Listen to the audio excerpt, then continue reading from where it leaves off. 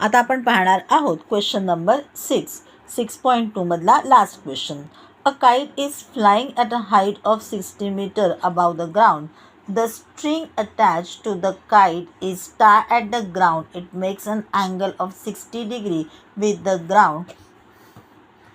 Assuming that the string is straight, find the length of the string. आपल्याला काय सांगितलेलं आहे?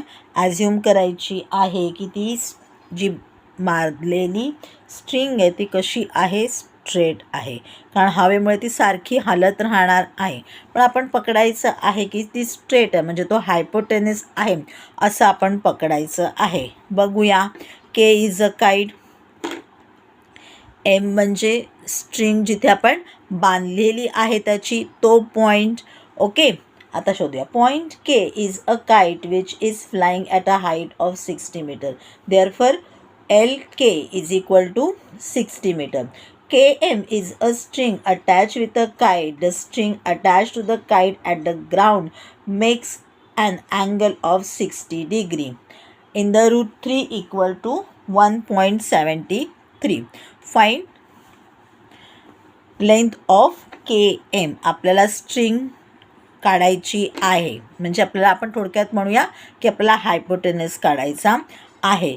KL is equal to 60 metre, कारण त्यांनी ही लेंथ आपल्याला दिलेली की किती उंचावरती उडतो आहे ग्राउंडपासून, तर आपण म्हणालो 60 मीटर. म्हणून आपण इथे ही एक स्ट्रेट लाईन मारून घेतलेली आहे आणि ते 60 मीटर आहे. KL is equal to 60 meter given. The string KM is attached to the kite at the ground which makes an angle of 60 degree. Therefore, angle KML is equal to 60 degree. A kite is flying at a height of 60 meter above the ground. Therefore, it makes 90 degree from the ground. Therefore, KLM is equal to 90 degree. Angle K is equal to 30 degree because sum of all angles in a triangle is 180 degree. असं तुम्ही उत्तर directly लिहिलं तरी चालणार आहे, कारण 30, 60, 90 होतो, त्याच्यामुळे आपण दाखवायची काही गरज आहे असं वाटत नाही आहे. दाखवलं तर चांगलीच गोष्ट आहे, पण इट टेक्स टाईम, आणि म्हणून कारण इथे आपल्याला इन द रूट 3ची व्हॅल्यू दिलेली आहे, मल्टिप्लिकेशन करून दाखवायचं आहे. वेळ फुकट घालवू नका. आपल्याला एक ॲज्युमेशन टाईम जो असतो की 2 मार्काचा 3 मार्काचा जर काही क्वेश्चन आपल्याला असेल तर आपल्याला कमीत कमी 10 मिनटामध्ये सगळं सोडवून मल्टिप्लिकेशन करून एकदा चेक करून आपल्याला झाला पाहिजे. असं जर का तुम्ही टायमिंग ठरवलेलं असेल तर तुम्हाला सक्सेस मिळू शकेल, सगळे प्रश्न तुमचे अटेम्प्ट होतील. त्यापेक्षा जास्त वेळ फुकट घालवायचा नाही आहे, आणि म्हणून जिथे शॉर्टकट्स वापरता येतील, जिथे चालणार आहे ते आन्सर, आपण रिझन दिलेलं असेल तर त्या आन्सर का नाही चालणार आहे, आणि म्हणून आपण रिझन द्यायचं आणि पुढे जायचं आहे. तर आपल्याला बघायच्यात हळूहळू शॉर्टकट कीजनी आपण कशाप्रकारे ते आन्सर वेळेच्या आत पूर्ण करून एकदा चेक करून घेऊ शकू. Opposite side of 60 degree is equal to in the root 3/2 into hypotenuse. Property of 30 degree, 60 degree, 90 degree. KL is equal to in the root 3/2 into KM. त्याने आपल्याला KMच दिलेला होता ना, नाही आपल्याला KM काढायचे, आपल्याला त्यांनी KL दिलेला आहे 60 मीटर. मग आपण लिहिलं 60 is equal to in the root 3/2 into KM. मग 60 into 2 upon in the root 3.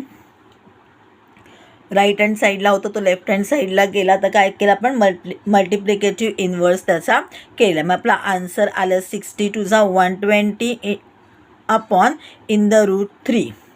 आता काय केलेलं आहे, आपण रॅशनलाइज करून घेतलेलं आहे, म्हणजे इन द रूट 3ने आपण दोन्हीला मल्टिप्लिकेशन केलं. आन्सर काय आला 120 upon in the root 3 into in the root 3 upon in the root 3 is equal to KM. मग काय झालं, इन द रूट 3 म्हणजे आपला आन्सर आलं 3, आणि हा 120 इंटू इन द रूट 3 आपण मर्ज करून लिहिला 120 इन द रूट 3.